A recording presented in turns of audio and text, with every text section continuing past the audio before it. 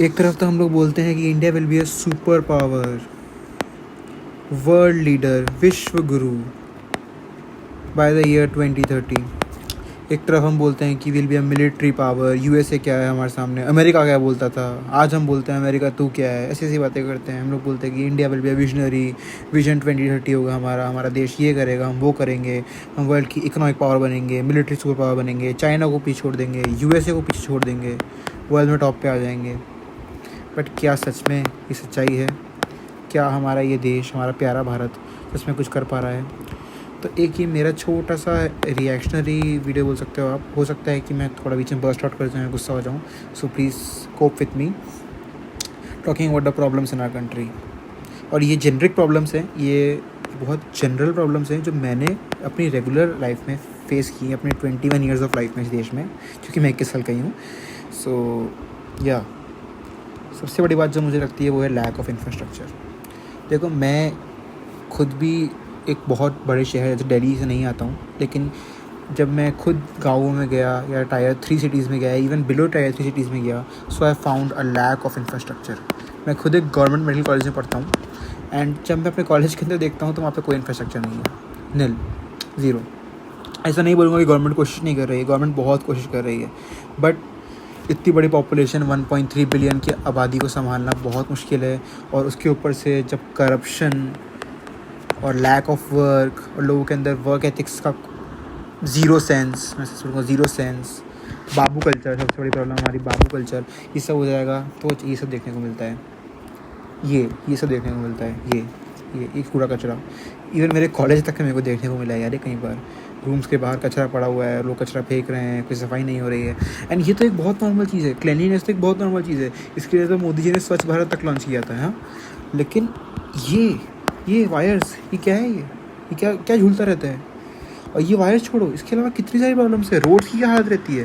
मैं मानूंगा गडकरी जी ने बहुत हाईवेज़ बनाए हैं, 26 किलोमीटर हाईवे बना रहे हैं हर रोज़ और कुछ कर रहे हैं, बट इनफ नहीं है।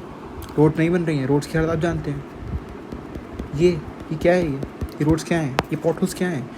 इंडिया में इस समय पे आप ये 2021 का डेटा है, 25 चल रहा है, आप देखेंगे तो कितने ज़्यादा एक्सीडेंट्स हो रहे हैं रोड्स में। ये देखिए, ये क्या एक्सीडेंट्स हो रहे हैं, इतने एक्सीडेंट्स हो रहे हैं, 69 to 40 टू व्हीलर्स के एक्सीडेंट्स, रोड एक्सीडेंट्स हैं। ये सिर्फ रोड ट्रैफिक एक्सीडेंट्स हैं। उसमें कितनी बुरी जरूरत है आप सब जानते हैं। हम सब ने कभी ना कभी रोड ट्रैफिक एक्सीडेंट फेस किया होगा। मैंने फेस किए, मैंने देखे कितनी ज़्यादा दिक्कत आती है। ये क्या है? ये पॉटहोल्स। क्या मैं इतना ज़्यादा टैक्स सरकार को इसलिए दे रहा हूँ, इतनी मेहनत इसलिए कर रहा हूँ नहीं कि मैं इन पॉटहोल्स पे काम करूँ, इन पॉटहोल्स के साथ घूमूँ? नहीं ना। उसके बाद आती है सबसे बड़ी प्रॉब्लम जो हम इंडियंस में है, वो है ज़ीरो सिविक सेंस। ये मैंने डॉक्टर्स में, क्योंकि मैं खुद डॉक्टर बन रहा हूँ, इंजीनियर्स में, एक कॉमन सर्वेंट्स में, गवर्नमेंट सर्वेंट्स में, इनमें भी देखी है। मैंने एक लेबर में भी देखी है, मैंने एक जॉब गोइंग में भी देखी है, मैंने एक क्लर्क में भी देखी है। ये प्रॉब्लम्स हम बोलते हैं लोग इंडिया में टूरिज़्म करने क्यों नहीं आते, इंडिया में टूरिज़्म नील क्यों है, या फिर नील तो नहीं है, बोलूँगा टूरिज़्म अच्छा है हमारा, ठीक है। हमारे यहाँ ताजमहल है, राइट। हमारे यहाँ राजस्थान है, राइट, राजस्थान के महल है, राइट। हमारे यहाँ इतने सारे मंदिर हैं, इतने अच्छे मंदिर हैं हमारे यहाँ पे, राइट। हमारे यहाँ जगन्नाथ जी का पुरी का मंदिर है, उड़ीसा के मंदिर है, हमारे पास कश्मीर है, हमारे पास हिमाचल है, राइट। लेकिन तब भी हमारे यहाँ इस वजह से इस ज़ीरो सिविक सेंस की वजह से हमारे यहाँ टूरिज़्म कम हो रहा है। कभी आपने फॉरेनर्स के ब्लॉग्स देखे हैं? मैंने देखे हैं।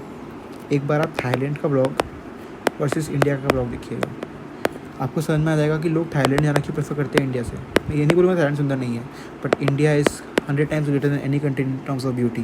बट ये हमारे यहाँ का एस्थेटिक नेचर ख़राब करता है। ये कचरा, ये देख रहे हैं आप यहाँ पे क्या लिखा है? जो भी लिखा है मेरे को पता नहीं है जिस लैंग्वेज में लिखा है, बट ये यहाँ पे एक डस्टबिन है, बट वो कचरा नीचे गिरा हुआ दिख रहा है।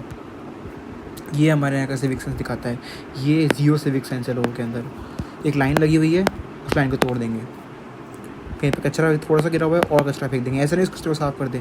मैं अपना पर्सनल एक्सपीरियंस बता रहा हूँ। अपने दोस्त का ट्रैक करने हिमाचल गया था, वहाँ पे मेरे को एक इजराइल की आंटी मिली थी, and I am not lying. वो ट्रैक से नीचे आते हुए कचरा उठा रही थी। हम लोगों ने अपना कचरा नहीं फेंका था, हमारे बैग में सारा कचरा था, बट हमें इतना अजीब लग रहा था कि ये इजराइल की एक आंटी है। वो एक इंटरनेशनल पूरा टूर ग्रुप था, वो आंटी इजराइल की थी, अंकल थे वो ऑस्ट्रेलिया के थे, right. They were all foreigners. मैंने बात की उनसे काफ़ी देर तक, एंड वो कचरा उठाते हुए जा रहे थे।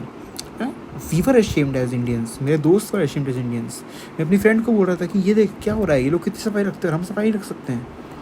तो ये सब चीज़ें होती हैं। और उसके बाद सबसे बड़ी problem street dogs in India. लोगों को अब समझ में आ रहा है जब गवर्नमेंट ने, न्यू दिल्ली गवर्नमेंट ने और सेंट्रल गवर्नमेंट ने चीज़ें करी हैं, रेबीज़ के खिलाफ कैंपेन करी है। बट यार ये बहुत बड़ी प्रॉब्लम है। पीपल लाइक अंशुल सक्सेना, जिसको मैं काफ़ी टाइम से फॉलो कर रहा हूँ ट्विटर पे, वो लोग इस बारे में कब से बात कर रहे हैं। रेबीज़ बहुत बड़ी प्रॉब्लम है। 100% CFR होती है इसकी, केस फेटेटेड उनको नहीं पता, इसकी 100% CFR होती है। कोई आइसबर्ग फिनोमेना नहीं दिखाता है, ये सीधे आता है, लोगों की हालत ख़राब करता है, लोगों को मार देता है ना। इसका हमारे पास कोई सोल्यूशन है। एक बार आपको रेबीज़ हो गई, ARV आपने नहीं लगवाया तो हो गया काम। भाई मैंने 3 बार खुद ने रेबीज़ की वैक्सीन लगवा रखी लाइफ में, और पता नहीं आगे कितनी बार लगवानी पड़ेगी डॉग्स की वजह से। और मैं तो डॉग्स को प्रवोक भी नहीं करता हूँ, मैं डॉग्स के पास जाता भी नहीं हूँ। और ऐसा नहीं है कि मैं डॉग से डरता हूँ, मैंने खुद ने एक डॉग को बचपन में पाला है। लेकिन ये चीज़ मेरे को बहुत डराती है। अगर कोई डॉग रेबिड हुआ तो, एंड डॉग्स काट जाते हैं, उनको नहीं पता होता, वो आपस में लड़ रहे हैं तुम्हारे साइड में, तुम्हें पंजा लग गया, it can cause rabies right, वो तुम्हें काट गए, bats can cause rabies right. और सबसे बड़ी दिक्कत है डॉग्स की, एंड हमारे इंडिया में डॉग्स की ऑपरेशन बढ़ती जा रही है। कोविड के टाइम पे जब ह्यूमंस बाहर नहीं थे, अगर मैं कभी बाई चांस बाहर मार्केट चले गया, आई शू सी सो मेनी डॉग्स, मैं देख के डर जाता था कि यार ये मेरे को काटना चाहें। एंड इसके बारे में तो मैंने बात कर ही ली है। सो या really if India wants to be a super power, अगर हम इस नोट की वैल्यू बढ़ाना चाहते हैं बाय 2030 और इवन बाय 2050, और मैं तो बोल रहा हूँ 2100 तक भी, 23वीं शताब्दी जो भी बोलते हैं, 22वीं शताब्दी तक भी, अगर हमें एक सुपर पावर बनना है, हमें USA, यूरोप, चाइना, रशिया, इन जैसे कंट्रीज से कम्पीट करना है ना, तो ये सिविक सेंस, ये लैक ऑफ फैसिलिटीज़, ये गंदगी, ये क्या है, ये रेबीज़, रैबिड डॉग्स, इन सब का हमें सोल्यूशन निकालना पड़ेगा। एंड ये एक रैंट वीडियो है, मैं बता रहा हूँ, मैं रैंट कर रहा हूँ सिर्फ, मैं कोई फैक्ट से बात नहीं करना चाहता हूँ, मैं कुछ खुले मन से बात नहीं करना चाहता हूँ। ये एक प्रॉपर रैंट वीडियो है कि हमारे देश में क्या हो रहा है इस टाइम पे। भाई सच बता रहा हूँ, रिलीजियस पॉलिटिक्स एक तरफ, कास्ट पॉलिटिक्स एक तरफ, रिजर्वेशन एक तरफ, लोगों की जॉब्स नहीं मिल रही वो एक तरफ, सब चीज़ें एक तरफ, और ये चीज़ें एक तरफ। ये हमारी कॉमन डे टू डे चीज़ें हम देखते हैं। जब हमारा देश ही साफ़ नहीं रहेगा, जब हमारा देश जेंजी बोलता है एस्थेटिक नहीं रहेगा राइट, जब हम एस्थेटिक नहीं रहेंगे तो why will anyone come to our country. हमारा टूरिज़्म क्यों बढ़ेगा? और भाई टूरिज़्म से इतनी कमाई हो जाती है आज देशों की, तो आप टूरिज़्म ही नहीं बढ़ा पा रहे हो। आप जब हमारे देश के लोगों को सिविक सेंस नहीं प्रोवाइड करा पा रहे हो, तो आप क्या सोचते हो? मैं अगर एक डॉक्टर हूँ तो मैं ये पसंद नहीं करूँगा कि मैं एक गंदी सड़क से होते हुए जाऊँ अपने पेशेंट्स को देखने। मैं चाहूँगा कि सफाई और सैनिटेशन हो। सो यार मेरे को एक ही रैंट करना था, इसलिए मैंने भी डाल दिया। Please bear with me, have a good day.